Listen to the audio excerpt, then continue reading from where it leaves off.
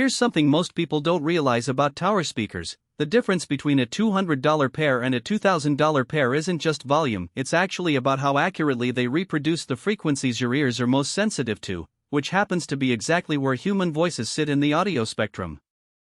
That's why when you upgrade to quality towers like these Polk Audio Reserve R700s, dialogue in movies suddenly becomes crystal clear without having to crank up the volume. Link is in the description if you want to check the latest price on Amazon. Now I've been testing these R700s in my living room for about 3 weeks, and the first thing that hits you is how they handle bass without a subwoofer. Those dual 8-inch drivers aren't just for show, they actually move enough air to give you that chest-thumping feeling during action scenes.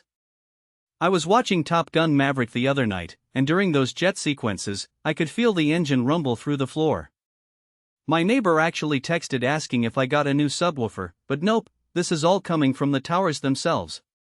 The high-res certification really shows when you're streaming high-quality music. I threw on some Billie Eilish tracks through Tidal, and you can actually hear the subtle breath sounds and room acoustics that normally get lost with cheaper speakers. It's not that the music gets louder, it gets more detailed. You start picking up instruments in the background that you never noticed before. What I really appreciate is how these work with different room sizes. My living room is pretty typical, about 15 by 20 feet with standard 9-foot ceilings. These towers fill the space evenly without creating those dead spots where the sound just disappears.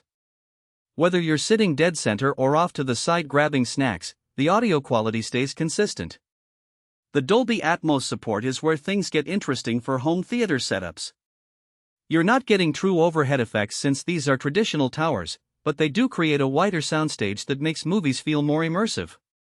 During quiet dialogue scenes, voices seem to float in the space between the speakers rather than coming directly from the boxes.